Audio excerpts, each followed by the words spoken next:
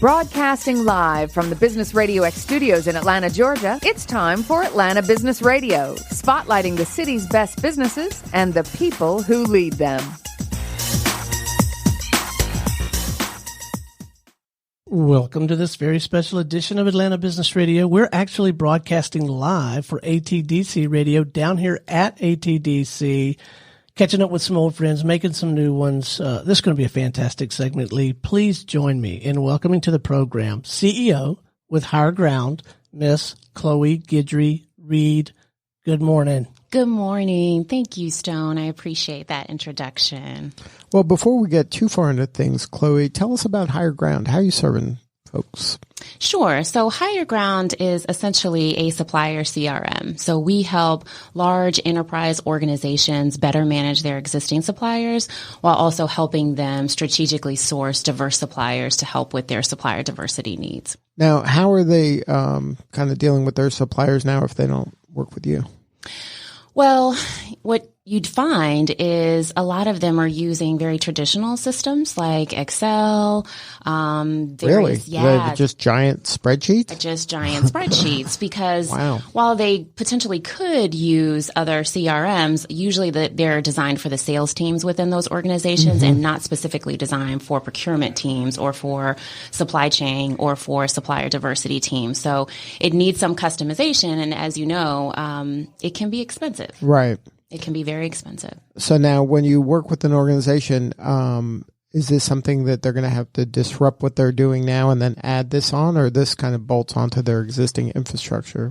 It bolts onto their existing infrastructure. So the way that we've built our platform through REST API, it can integrate with any ERP system that they're using or any AP system that they have. I don't think it's going to be a disruption other than sort of a mind shift of using Excel or collecting cards versus now putting it into an actual transparent system so that you can see it across your organization. And then when you're looking at it, how are you seeing it differently than like just kind of a long list of names and a spreadsheet would give you? Yeah. So they're able to manage it. So they're able to see everything that's happening with their suppliers in real time. So they can monitor risk. So when you look at credit risk, reputational risk, anything in real time, they can see that. But then they can also allow their suppliers to update their information right in the system. So the suppliers also get an invitation, let's say, for example, it's a SunTrust or a Home Depot. Once they upload all their suppliers, they get an invitation to now upload your information, verify that it's correct so that they don't have to continually manually go after all of this information because, as you know, things change, people change, your point of contact changes, and it's a central database that allows them to just keep all of that record there. So now, how does the kind of diversity and inclusion part of this work? So how does this help me in that area? Yeah. So basically what we've done is aggregated a lot of millennial entrepreneurs, diverse suppliers, if you will. And so companies are really, really struggling to figure out how do we find new suppliers? How do we get them into our pipeline? How do we educate them around what it is that we have available from a procurement standpoint and also how to do business with us?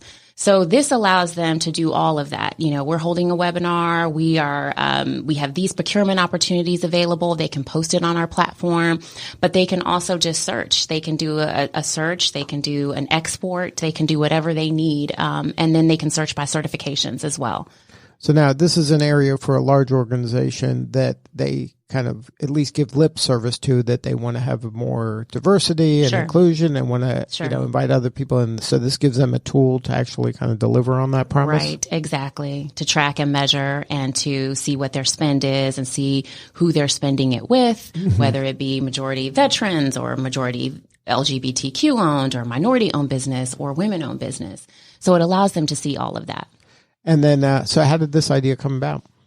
Well, I have worked in risk management consulting for the last, I'm giving away my age now, but 20 years. Wow. And so at my previous employer, one of the main things that I did was more risk management, risk transfer, and helping them on the supply chain side. So a lot of conversations just led to, do you guys consult on supplier diversity? And at the time, I really didn't know very much about it. but I became obsessed with it, because I felt like it was this hidden thing, and why don't I know about this, you know? And I think that I also became obsessed with it because I fall into two of those groups. I'm a minority and I'm also a woman. So when I was looking at just the incredible opportunity and the lack of knowledge around it, particularly for next generation entrepreneurs, I just found that there was a huge, huge opportunity to make it easier, to make it more transparent, and to make it easier for younger generations in terms of suppliers to adopt. So making a central system that already integrates with a lot of the technologies that they're already using. So now walk me through how that kind of millennial minority-owned company kind of plugs into this ecosystem to get the most out of it. Yeah. So basically what we do, the supplier side of our platform will be launching in February. Right now, we are just available to enterprise organizations. So soon we'll be sending out a huge announcement that they can get plugged in, and they just sign up on the site and they will get plugged right into the platform. So then they become kind of a choice for these enterprise organizations. They become a choice. Exactly. And then they can be sorted in the same kind of buckets that the enterprise is sorting. Exactly. So that they can be found. They can be found, and they'll have certain tags. We use a little bit of AI. So once an enterprise organization gets into the platform and does some searching, but doesn't, take it to that next step in terms of procuring an opportunity with them, the next time they log into the platform through the AI, they'll be able to see new suppliers that maybe fit that criteria or that resource. Now, in some cases, enterprises have to kind of bless the company before they can do work with them. They have to kind of vet them and say, okay, these people pass this, 14-point checklist in order to do business with us. Sure. Does it tell the millennial company, you're going to need to pass these 14 points if you want to work with ABC company? That's what the risk scoring algorithm does. So it's fully transparent. So it allows both sides of the marketplace to see where they are on the risk spectrum. So credit risk, financial risk, reputational risk, as I was speaking about earlier. So they can see what these 14 or 15 points, we have 15 points. Right. And so they can see where they are and why. And they can put notes around. So our credit risk score is a little low because we're cash flow positive. We are not getting credit. So those are things that they can put under their risk score so that organizations can see, okay, this is why their score is low.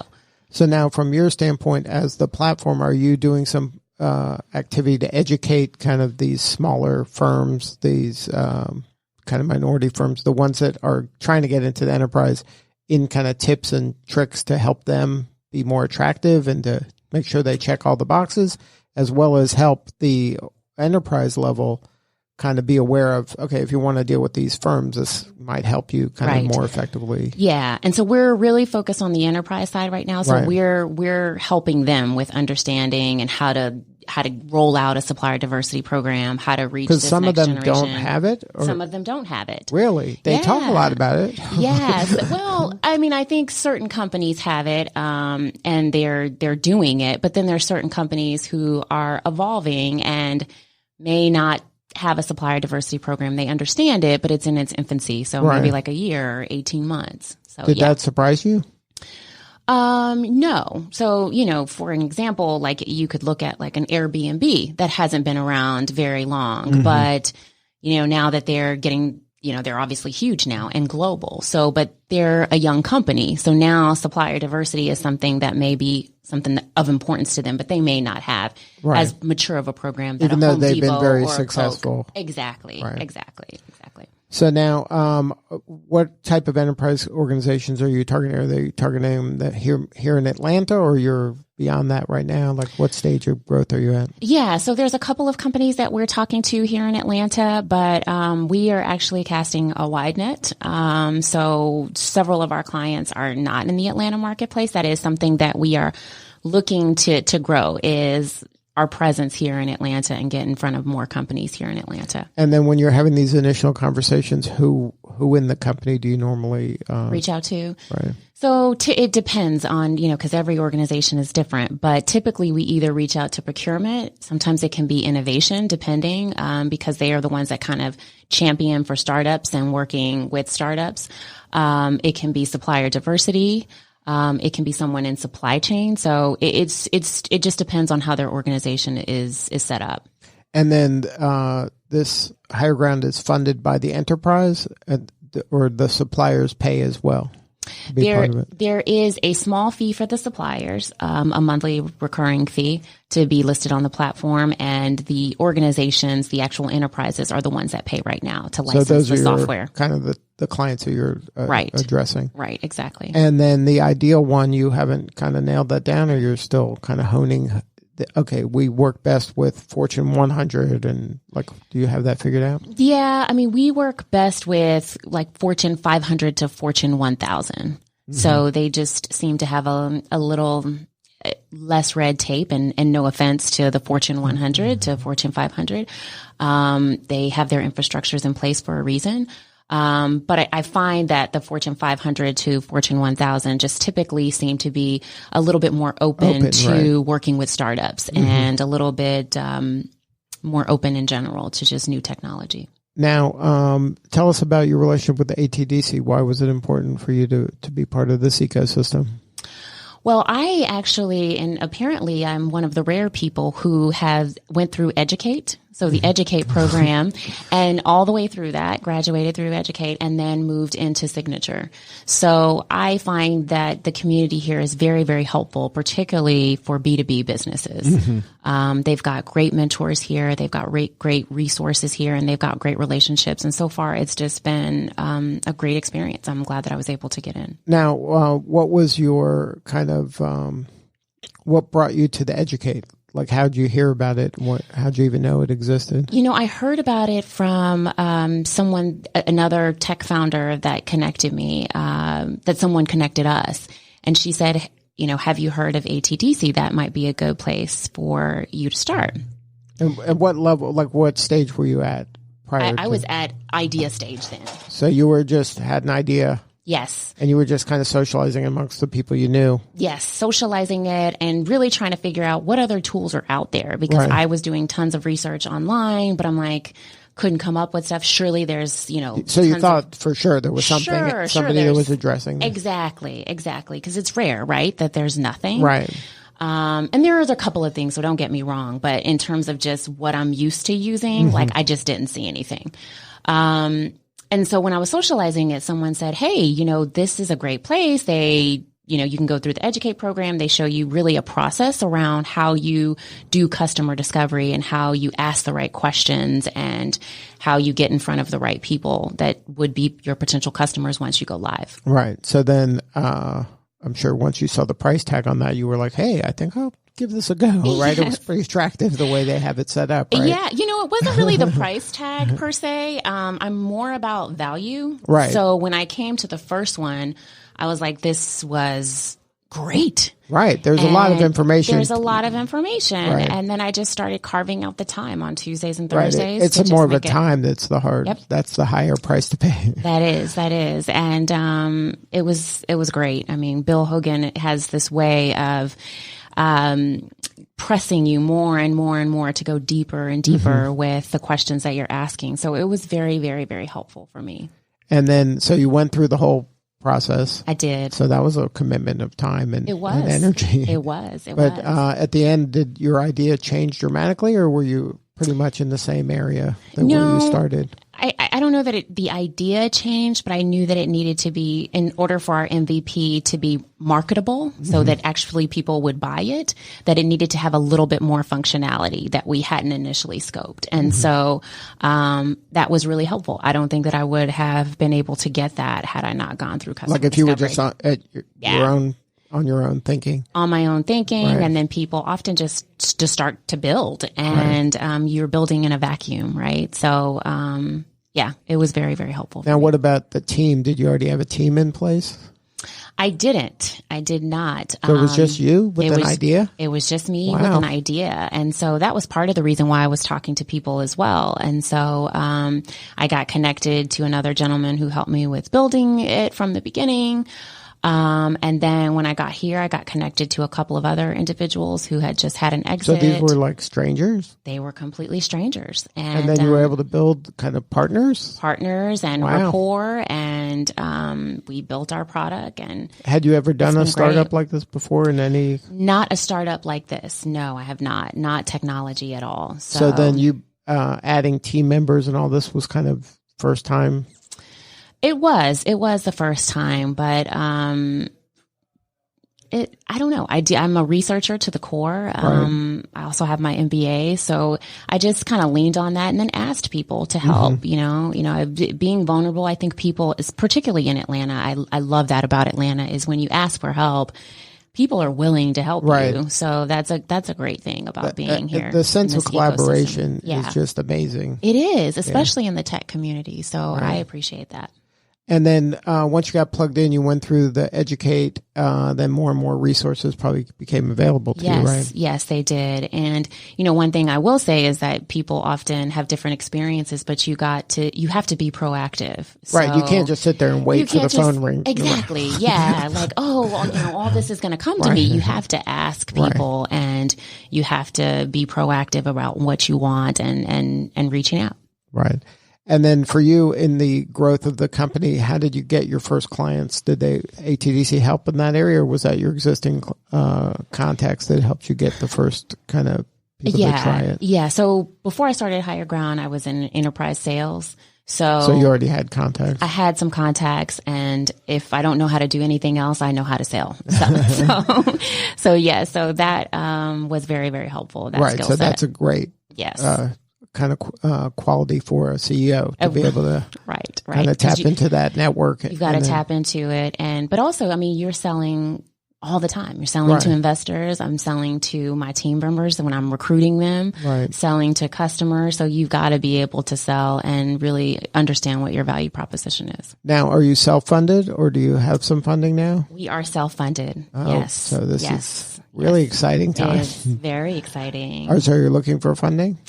We are looking for funding. We're kicking off our fundraising round this year, a seed round. So and then ATDC, I'm sure, helped in that area because if you've never done this before, it's good to hang out with some people who have. It is. I got connected to Brad. He's amazing. He will get on the phone with you at a moment's notice. He will go through your decks with you. So he's over investor relations. And he actually, put me in front of the Angel Lounge. And so I met several angel investors there and one of the managing directors of a huge VC firm here. So we're continuing along some of those conversations that I had back then. So now what's your dream of dreams? How does the story end? Oh, my goodness. I've had this question several times, and I'm okay with saying I don't know just yet because it allows me to be open to possibilities. I'd love to say, we'll have a great exit in 5 years, but, we could find another company that's very similar or has a technology that we want and we acquire it. Right. We could find another one and we acquire it and we can continue to grow this business. And I want to be flexible in my own mind. So now, diversity is important to you? Yes, it is. And then where do you see the opportunities in terms of the serving other diverse firms? So forget about the monetary and the business side of this, but just kind of the impact on community and then just lifting up people. Yeah. It's economic development at its core. So my undergrad degree is in economics. So when everyone has equal opportunity and there's equity and it's a level playing field, we all do better. So when people say, I don't necessarily care about diversity, it means you don't necessarily care about the community that you're in or the state that you're in. So there's a lot that goes into allowing people to participate equally in various procurement opportunities. So when people get contracts, their payroll goes up, their income goes up. They're able to, when you talk about food insecurities and all these various things that affect certain communities, that all shifts. So at the core, entrepreneurship, I think, is a great way for cities and states and our nation to get around economic development. Now, do you see this as kind of an opportunity for these smaller, diverse firms to really penetrate these enterprise level, to aim high to these enterprise level organizations that maybe that it's not on their radar. They don't think they're large enough to work with them. Yeah. To me, there seems to be a lot of opportunity to just get them to dream bigger, right, and to show them a path maybe to get there that they don't really see at this point. Right. Yeah, there's definitely that opportunity. But also it's just sometimes it's even the access, right? It's like they're already dreaming big, but they may not have anyone in their network that can connect them. They may not know about certification. They may not know about these certifying agencies who also help you with getting certified and then connecting you to corporations. So there's so much education that needs to happen, I think. So yes. And then is that going to be part of the overall mission of your organization to kind of work both sides of this? Yes, definitely. Just to kind of bridge this gap from one generation to the next. And then for you, what's been the most rewarding part of the journey so far? Just seeing our progress. That's been the most rewarding part. It's seeing our progress from a year ago has just been tremendously rewarding, and seeing the impact, when hearing them, hey, yes, this is so much better. And now I am able to see what, my team in New York, what suppliers they're using. And if we're thinking of using them here, I can see the notes, and just the feedback has been really, really rewarding, people using it.